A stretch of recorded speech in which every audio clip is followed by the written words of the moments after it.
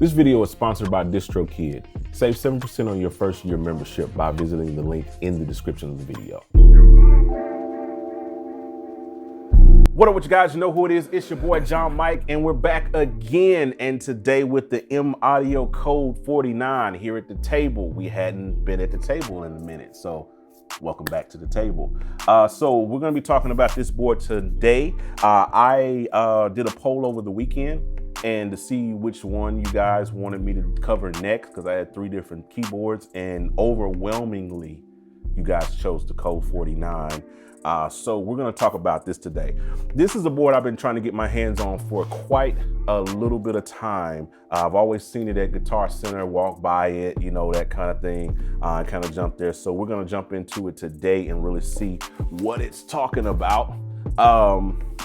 You know, it comes with some software and all that stuff like that. We'll talk about it later, but we're going to get it out the box and we're going to see what it's talking about. All right, so we got it out the box. Looks good. Of course, this is a great controller, great size and stuff like that. Now, there's no difference between this and the 61, just amount of keys. That's all you're really getting, 49 versus 61 keys. So you got your faders. They got 9 of them, actually, 9 faders instead of 8. You got 8 encoders, and these are the endless encoders, not the, as I call them, stop knobs. You guys have told me they're not stop knobs, but they're stop knobs. These are endless encoders. These don't stop. They just keep going. You got your XY pad here. That's pretty cool. Transport controls. You got octave for your controls for your keys and octaves for your pads. You actually don't find that on a lot of controllers to have like the ability right on board to change the octave on the pads. I think that's pretty cool. Yeah, it's pretty cool. Buttons. Everything feels good. Moves good. Pitch bend. Okay, I like the way the mod wheel feels, but the pitch bend has a little bit too much play in it for me. And then the pads feel a little stiff. Just a little stiff. But we'll see how they play. But you know, they feel just a little, there's not much travel to them. Like they're not mushy pads, you know what I mean? And with pads, I tend to kind of like ones that they're not like, it's got to be like even, like not too hard, not too soft, kind of in the middle. These are kind of hard. They kind of remind me of the Elisa's pads, V61, V49 situation. Keys, though, feel good. This is kind of like that standard semi-weighted feel that you find on a lot of these boards and stuff in this price range. Kind of reminds me of the Arturia Essential 61, not 61, but the 88 version in terms of how it feels.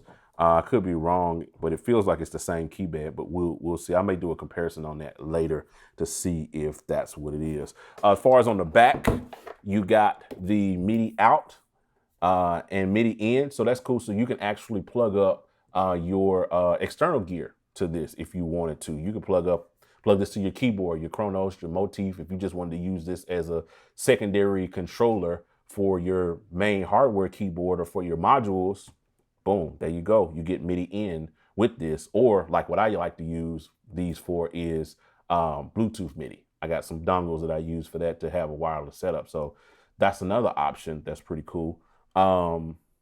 Sustain pedal and a volume pedal. USB, you got a power on and off button, cool. And then you got a power adapter, which does not come in the box because it's bus powered. It's powered by the USB. So most people are going to use it that way. Weight wise, it's got some weight to it, but it's not too heavy. It's not something that's going to break your back.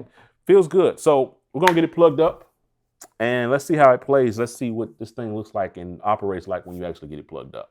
The sponsor for today's video is DistroKid. So today I want to talk to you about a really dope feature inside of DistroKid, and that is the ability to send sync lyrics to Apple Music, Instagram, Facebook, and all these different places that allow you to add lyrics to your stories or be able to sync them along with the song while you're singing. This is a really dope feature inside of DistroKid and can be done really simply. So the first thing you're going to want to do is add in your plain lyrics into the DistroKid thing for each song. And then once you've got those in there, then you can easily jump in and save those lyrics, and then go to the lyrics page and then go to sync lyrics. And now you get this interface where you can easily and very simply just add those sync lyrics and the timing of them just by holding down your space bar when you hear the lyric and releasing it when the lyric is finished. Let me show you how this works really simply, really quickly, really easily. You fought my battles, you know what's in store. The enemy scattered, you won the war. So that's literally all you have to do, and once you're finished, you save them and it will automatically sync them to Facebook and Instagram and Apple Music and all those places where you have synced lyrics.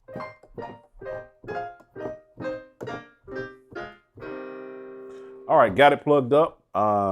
And this thing is pretty. It's colorful. Welcome to the rainbow. This is really, really nice in terms of the color scheme on it. You got the nice little RGB kind of thing going on over here with these. Pretty sure you can probably change these colors. I'll do some more research into that if you can change the colors of these pads, but pretty good so far. Now, again, these knobs and all of these faders are designed to work inside of your DAW. And what I think is cool, just kind of playing with it out the box, is the fact that you can actually change the fader mode and the button mode. That's cool. And the encoder mode. So each one of them work in kind of 3 modes. You have, well, the knobs, the faders work in MIDI or HUI mode. And HUI, Mackie HUI is kind of like a standard protocol that works across DAWs, where you can, use the faders and stuff like that in Logic or Pro Tools, but you can also use it in MIDI mode to send out your program changes or MIDI CC. So that's pretty cool. Now, one thing is kind of different that most controllers don't do. They actually have the master volume right here first, and then the subsequent faders afterwards. Whereas most people put the master at the end. They decided to put it first. And then you can bank your pads, and not your pads, but your faders as well, and your buttons. So that's pretty cool. Yeah, you can bank these. I'm not sure how many banks, probably 16 banks is typically how they give you. Let me see. 4 banks is what you get, because you can see it right here on the screen. So that's pretty cool. You can bank them.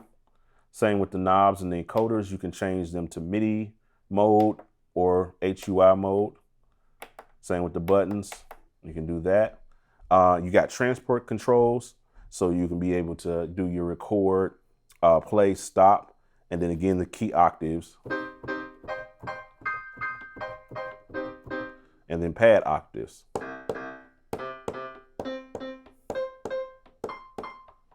So that's pretty dope that you can change that on board, because, like I said, a lot of keyboards don't really give you that option to change your pad octave like right there on the situation. But just like with the pads, before I move on, I want to put a drum kit on here and play around, but I wanted to show you something that I really thought was interesting, that the velocity on the pads, and you probably can change this in the menus, I'm sure, in edit or all of those different things like that. But out the gate, the velocity isn't even. So see how that one isn't really, I can hit them with the same velocity, but I'm not getting the same velocity out of it playing. So that translates over into the drum playing. If I'm going over here and actually pulling up like a drum kit,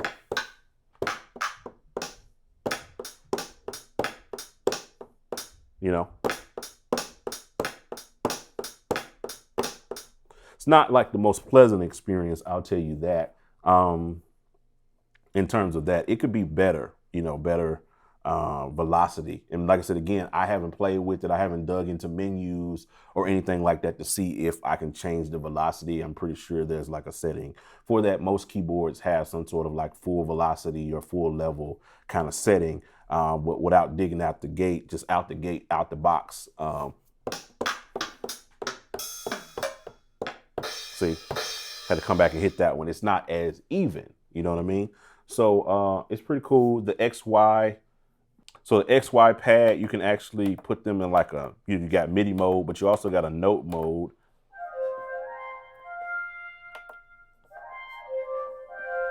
You know, or you can just use them as traditional kind of MIDI. So it's a really decent controller, It pretty much gives you everything you could ask for in a controller: pads, faders, keys, knobs, XY, transport, you name it, they crammed it in here, and MIDI out. So that's pretty cool. I really like it. I would definitely, if you have the budget for it, it's in the $220 to $250. I think I paid like $220 for it when I got it. You know, prices may vary depending on what time you're watching, when you're watching this video. Maybe you're getting it used or getting it from Guitar Center or whatever. But price varies. If you got the budget for it, I would definitely recommend this one. Even if you get the 61 key, you'd be even better because you'd have more keys and, you know, to kind of play around with. So this is a decent controller for the money. So just wanted to share that with you guys. I appreciate you guys hanging out. You know how we do on these videos. You got to hit the like button, got to share it, drop a comment below. I always answer the comments. I try to as much as I can. Down in the comments, I get up every morning and that's the first thing I do is answer back comments, you know, on all my videos, not just on one or two of them. I try to cover all of them in the mornings when I wake up. So I answer comments back. So drop a comment down below, hit the like button, share button, subscribe, turn on notifications. We'll talk to you guys later. I'm out. Holla at your boy.